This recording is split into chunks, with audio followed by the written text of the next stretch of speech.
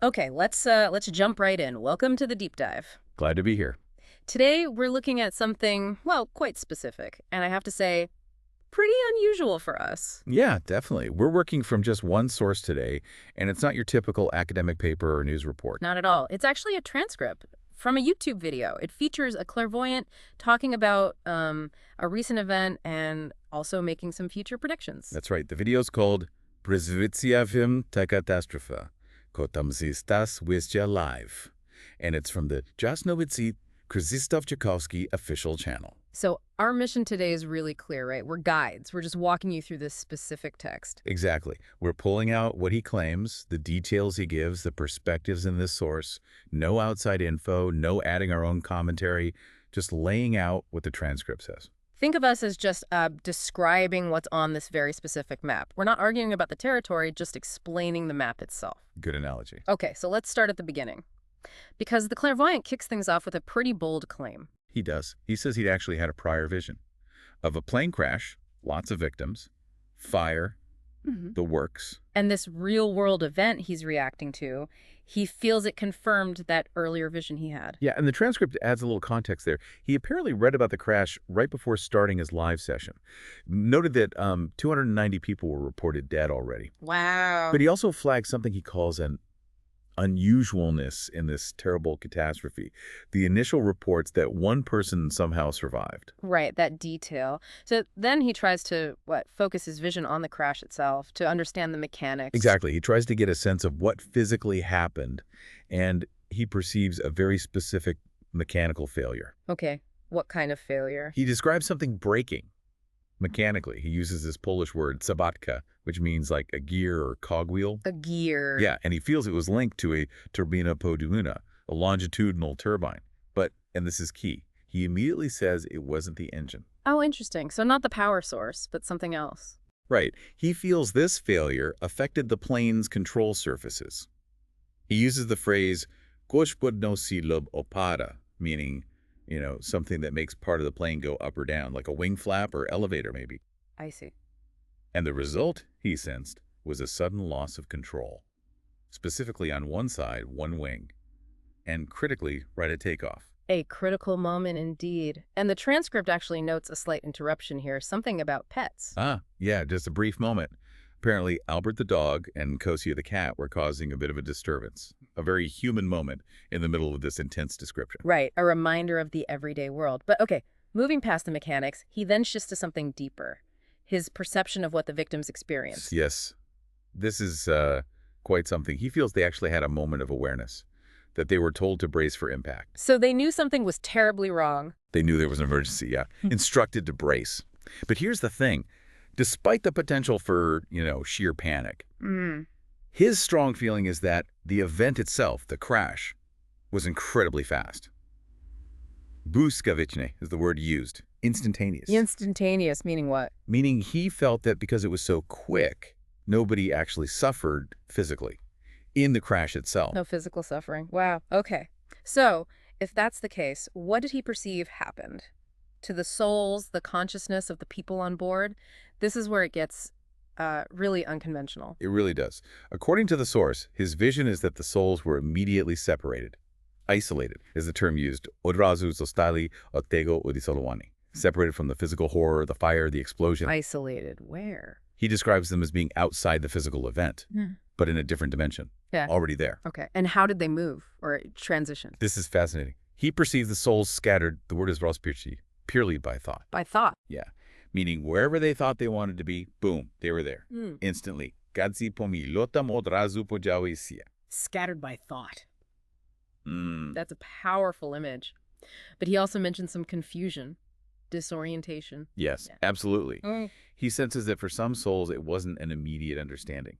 Some might have genuinely believed they'd landed okay, or that they were somehow still among the living, maybe back at the airport, even at the check-in counter. Like the reality was too much to process. Exactly. It's like the source says, jak gdyby Bartedzik jeśli jest tu starsznie do najstraszniejsi bo ponuci oni dalej są. Yeah. Like the worst part was suppressed from their thoughts because, well, they still existed. They might just feel something's off, like maybe people aren't seeing them. And this leads him to a specific concept he mentions, czas martwy. Right, czas martwy, which translates basically to dead time. He draws an analogy from, like, measuring instruments. Hmm. You know how sometimes after detecting something, there's a brief period where it can't detect again? That's the dead time. Yeah. He applies that idea to the soul right after a sudden trauma like this crash. It's a period where the soul hasn't quite caught up, hasn't fully registered what happened, or its new state outside the body. So in his vision, realizing you've died isn't like flipping a switch. Not at all. According to this source, it's not depicted as a shock or an instant download of information. It's described more as observation in a process of darjawani, which means maturing or ripening. Maturing into understanding. Kind of. The soul has to observe, process, and realize it's no longer in the physical dimension. And that understanding, that maturation, is what he feels opens the way to whatever comes next, the next dimension. And he makes a really striking point about the soul itself right after death. Oh, yeah. Very specific. He insists that the soul, right after leaving the body, is exactly the same as the person was moments before. Same personality, same memories, flaws, good points, attachments, everything. No instant enlightenment or change. Nope. You are who you were. It doesn't suddenly become wiser or purer or anything like that, according to this vision. That definitely goes against some common ideas. It presents a very particular picture. And he adds one more detail about the souls at the crash site. What's that? He felt that some souls, after this dead time or processing period, did understand what happened. And they returned, maybe symbolically, to the site of the crash. But the part he found strangest was sensing others still lingering back at the airport check-in. Still waiting. Still in that state of, not getting it. Still waiting at check-in. That's quite an image. Does he connect this idea of souls lingering and processing to, when people report feeling signs from loved ones who've passed suddenly? He does, directly. He says this period right after death, when souls are still here to Namisku, at the location processing things. That's why signs might be common then. So part of their process of figuring things out, not necessarily an instant arrival somewhere else and sending a message back. It's a really intricate, personal view of a tragedy. But the source, as you said, then shifts gears pretty dramatically. Big shift. From the deeply personal and metaphysical to the geopolitical. And with the real sense of urgency. Urgency about what? The Middle East. He speaks in terms of godzini chezi dini, hours or days before something major happens there. Something he believes will kick off a serious war. Does he say what that something is? Yes, he gets quite specific. He predicts precise bombing attacks. Bombing. Yeah. 2 or 3 series or waves, he says. Either fighter planes or maybe missiles. Very precise targets. Naloto, Samolotowicz, Idui, Bombardowani, Bardzo, Prizin, Shelley. And the consequence of these strikes? The start of a war in the Middle East. One fought, he perceives, on 3 fronts or in 3 directions. 3 directions. And does he see it escalating immediately? Interestingly, no. He predicts a brief pause right after the initial strikes. A short time of peace or calm. But then, he says, retaliation will follow. Nastapia Adwet. Retaliation. And from this predicted regional war, he makes a huge leap. A massive leap. He states very clearly, according to this source, that this Middle East conflict opens the Third World War. Opens World War III. Wow. Does he give any time frame for that? He actually puts a date on what he calls the apogee, the peak or culmination of this global war. He names the year 2028. 2028 is the peak. And does he see it as a quick war, or? No, definitely not quick. His sense is that it will last Dugo quite a long time, a drawn-out conflict. A long war. And he mentions a specific major consequence for one part of the world. Yes.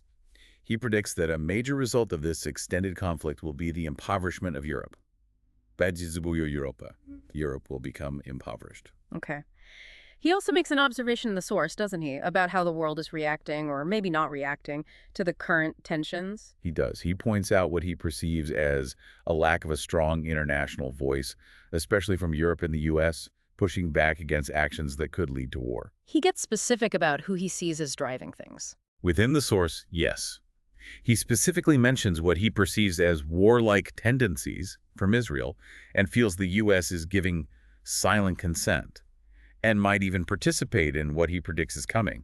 Again, just reporting what's in the text here. Understood. And he links this lack of pushback to Europe's current situation. He feels Europe is sort of being pulled into this. Mm-hmm. He references the war in Ukraine, saying it's already changed the positioning of many European countries. And Poland specifically. Because of its location right next to Ukraine, he sees Poland as being in a very unfavorable situation in this context. And he predicts a change in how politicians will talk about all this. A big change.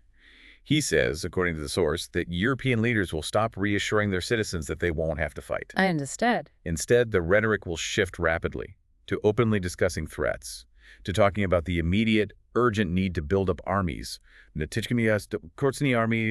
a sudden focus on military buildup. and there was that specific phrase he used about tigers.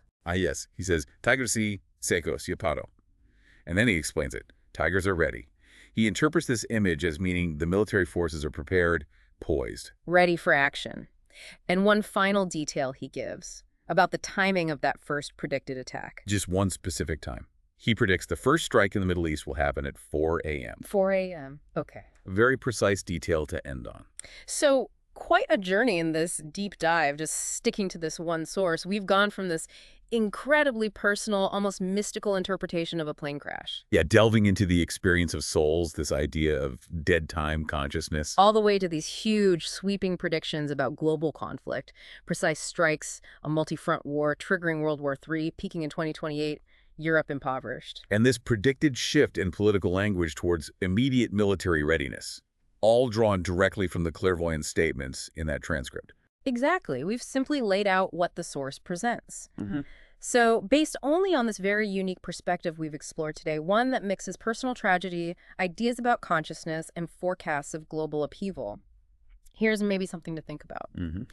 When you encounter information about massive events, tragedies, potential future conflicts, how do you process it when it comes through such a distinct individual lens, especially one that also engages with the fundamental nature of reality and consciousness itself? How does that filter affect how you receive the information?